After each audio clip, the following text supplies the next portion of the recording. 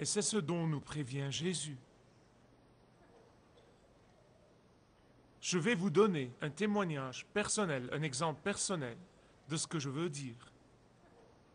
En 1997, j'ai été invité à Washington, D.C. par un très grand groupe politiquement conservateur, une organisation très importante. Ils m'ont invité à venir et à prier. J'étais un peu inquiet à l'idée qu'ils ne me connaissaient pas assez pour me demander une chose aussi dangereuse. J'ai demandé au président, au début de cette réunion, je lui ai dit, « Êtes-vous sûr que vous êtes prêt pour moi ?» Il a joyeusement dit, « Oh oui, nous sommes prêts pour toi. » J'ai dit, « D'accord. » Donc je me suis levé, j'ai prié, et quand j'ai fini, j'ai dit très simplement, « Je le prie au nom incomparable, puissant et glorieux de mon Seigneur Jésus-Christ. » Et le temps de dire « Amen ». Je pouvais littéralement ressentir l'effet négatif que ça a fait dans toute la salle. C'était incroyable et à moins d'avoir été dans une situation pareille, vous ne comprendrez pas ce que j'essaye de vous raconter. Finalement, j'ai regagné ma place à l'une des tables principales et il y avait un homme à côté de moi. Il était rouge de colère, croyez-moi, non mais littéralement. Il serrait fort sur ses dents. Et moi, j'essayais d'être aussi gentil et doucereux que possible. Son silence était, comme on dit, son silence était profane. Et puis, finalement, il a serré ses dents et il a dit « Pourquoi as-tu mentionné ce nom-là » J'ai souri à nouveau et j'ai dit « Quel nom? Quel nom ?» Je voulais qu'il prononce ce nom. Mais il a refusé. J'ai découvert plus tard qu'il était l'un des grands fondateurs de cette organisation. Je suis sûr que le président ne m'inviterait plus jamais. J'ai été gentil et affectueux. Mais j'étais déchiré de l'intérieur. Dieu sait que je vous dis la vérité. J'étais déchiré de l'intérieur. Je ne voulais pas que ça arrive. Je ne le voulais vraiment pas. Mais j'ai essayé de lui expliquer ce que ce nom voulait dire pour moi. Et comment ce nom m'a sauvé la vie. Et comment ce nom est tout pour moi et que j'étais même prêt à mourir pour ce nom. Il s'est calmé un petit peu, mais franchement, je ne peux pas prétendre que je l'ai mené au Seigneur. Mais vous savez, ça m'a appris une leçon importante, réellement. Ça m'a appris, et le fait même de m'en souvenir aujourd'hui, prouve évidemment la marque indélébile qu'il a laissée dans mon esprit et dans mon cœur. Parce que ça m'a bouleversé. Et écoutez, je suis un être humain, je veux être apprécié comme tous les autres, je veux être accepté comme tous les autres, je veux être aimé comme tous les autres. Je ne suis pas fait de glace. Mais ça m'a vraiment bouleversé. Ça m'a vraiment complètement perturbé l'esprit.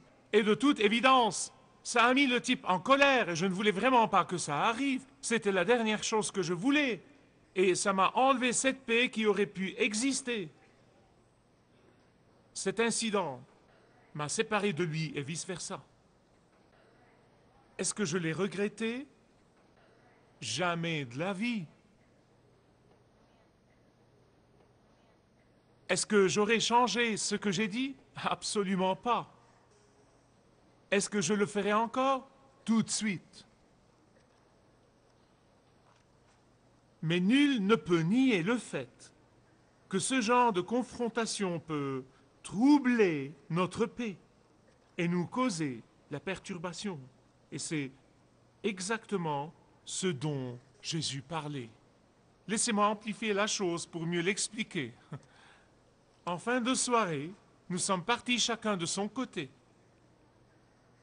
Mais imaginez si cette personne m'était chère et intime. Imaginez un père ou une mère ou une sœur ou frère ou un fils ou une fille. Imaginez quelqu'un avec qui je vis jour après jour. Juste imaginez que je sois avec cette personne tous les jours. Imaginez que ce soit quelqu'un qui m'est cher et intime. Je ne peux qu'imaginer, parce que vraiment, je ne peux pas m'en faire une image exacte. Je ne peux pas m'imaginer vivant dans de telles circonstances. Je ne peux pas vivre dans un désaccord permanent, dans la colère et les querelles continuelles, dans un agacement perpétuel. Maintenant, Jésus m'a déjà donné la paix intérieure, il vous l'a déjà donnée. Si vous croyez en lui, il vous a donné la paix intérieure que personne ne peut vous enlever. Maintenant, quel que soit l'environnement dans lequel vous vivez, quelles que soient les circonstances dans lesquelles vous vivez, quelles que soient les relations que vous avez, personne ne peut vous enlever cette paix intérieure que Jésus vous a donnée. Personne ne peut vous l'enlever. Cependant, la paix extérieure a été perturbée. C'est le genre de séparation entre ceux qui, en fait, connaissent la paix de Dieu qui vient du Seigneur Jésus-Christ et ceux qui ont rejeté la paix de Dieu. C'est de cette paix que parle Jésus. C'est la signification de ce verset. Laissez-moi vous dire ce que l'apôtre Paul a dit dans 1 Corinthiens chapitre 7. Je ne veux pas que vous me compreniez mal, mais c'est une chose très profonde et pour être fidèle à la parole de Dieu, je dois vous l'indiquer. Dans 1 Corinthiens chapitre 7, l'apôtre Paul était appelé à prêcher aux païens qui venaient au Christ et qui n'avaient pas les écritures saintes juives, qui n'avaient pas les origines, qui n'avaient pas Abraham, qui n'avaient pas l'alliance. Ils étaient nouveaux venus au royaume. Un membre de la famille devenait chrétien et l'autre non. Une femme devenait chrétienne et son mari non. Et voici ce que l'apôtre Paul leur dit. Il dit que si le mari non croyant, écoutez-moi bien, si le mari non croyant consent à vivre avec sa femme croyante, qu'il s'en réjouisse et reste marié. Si le mari non croyant dit « je ne peux pas vivre avec ça, je ne veux pas de ton Jésus », l'apôtre Paul dit « ne t'agrippe pas à lui, laisse-le partir ». C'est ce que l'apôtre Paul dit là. Vous savez pourquoi? Le verset 15 vous donne la réponse. Verset 15 de 1 Corinthiens 7, il dit « pour la paix du croyant ». Pour la paix du croyant. Donc quand Jésus dit qu'il n'est pas venu apporter la paix, c'est la façon sémite, écoutez-moi bien s'il vous plaît, c'est la façon sémite de dire, c'est la façon sémite d'exprimer ce qui va vraiment nous arriver, ce que ceux qui vont rejeter la paix que donne le Seigneur Jésus vont nous faire. Ils vont nous causer une perte temporaire de notre paix extérieure, mais pas de notre paix intérieure.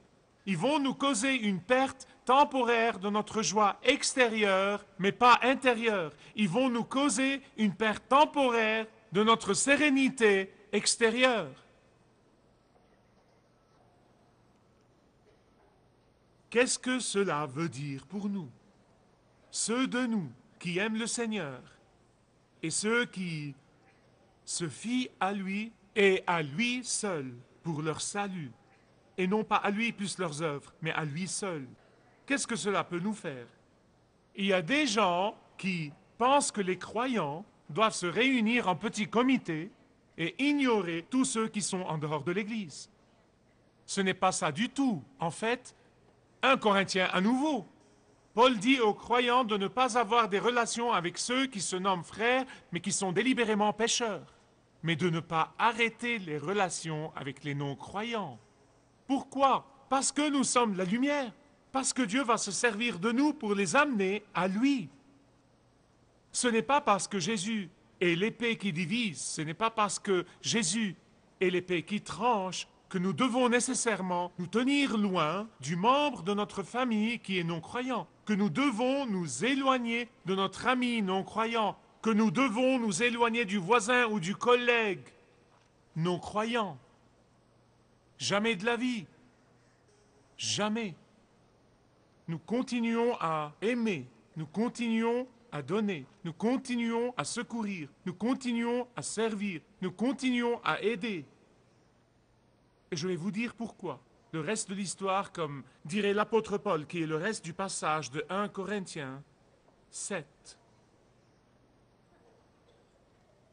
Paul précise la raison pour laquelle si un mari non-croyant veut rester, le mariage doit continuer. Il dit parce que le mari non croyant est sanctifié par sa femme croyante. Qu'est-ce que cela veut dire? Cela veut dire que quand Dieu étend le bras et amène à lui un membre de la famille, cela veut dire dans le système de Dieu, dans le système du ciel, que Dieu a un plan pour toute la famille. Et ne le laissez pas tomber. Cela veut dire, en fait, je vais aller jusqu'au bout dans ce que je dis, puisque j'ai commencé. Si Dieu vous met sur le cœur de prier pour quelqu'un d'une façon ardente et d'une façon constante, c'est signe que Dieu a un plan pour cette personne particulière. Et votre prière fait partie du plan de Dieu pour cette personne. Donc, en toute humilité, nous aimons tout le monde, même ceux qui nous détestent et ceux qui nous critiquent et ceux qui nous rejettent. Nous continuons à les aimer et nous continuons à leur tendre la main. Le coût de la perturbation de notre paix extérieure est dérisoire par rapport à la grande joie de les voir venir au Christ. Ce n'est pas à comparer. Il se peut qu'il y ait quelqu'un là aujourd'hui. Vous avez été invité à venir avec un ami. Et vous savez que cet ami prie pour vous et qu'il vous aime. Et vous voyez cette paix intérieure de votre ami. Et vous vous dites, si seulement je pouvais avoir cette paix. La raison pour laquelle je suis dans une église aujourd'hui, c'est parce que je cherche, je veux cette paix intérieure dans ma vie. Elle peut être vôtre aujourd'hui, en ce moment même. Elle est là pour qui la demande. Dieu ne fait rien par hasard, y compris votre venue dans cet endroit. Il vous a amené là pour une bonne raison, parce qu'il veut vous donner cette paix intérieure que personne ne pourrait vous enlever, quelles que soient vos circonstances extérieures. Et tout ce que vous pouvez faire pendant que nous prions, c'est de dire, Seigneur Jésus, viens dans ma vie, pardonne-moi mes péchés, donne-moi cette paix intérieure que personne ne pourrait m'enlever.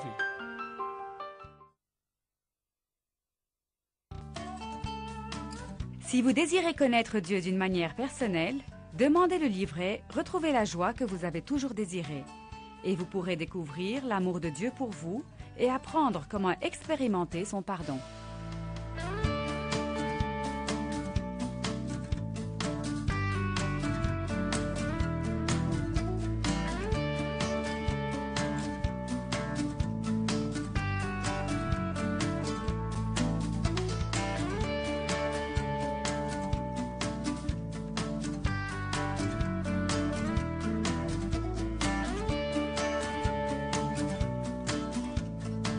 Si vous avez une relation personnelle avec Dieu et vous êtes intéressé à marcher plus intimement avec lui, demandez le livret « 7 pas sur le chemin de la foi » qui vous guidera dans une relation plus profonde avec votre Père Céleste. Demandez votre livret gratuit.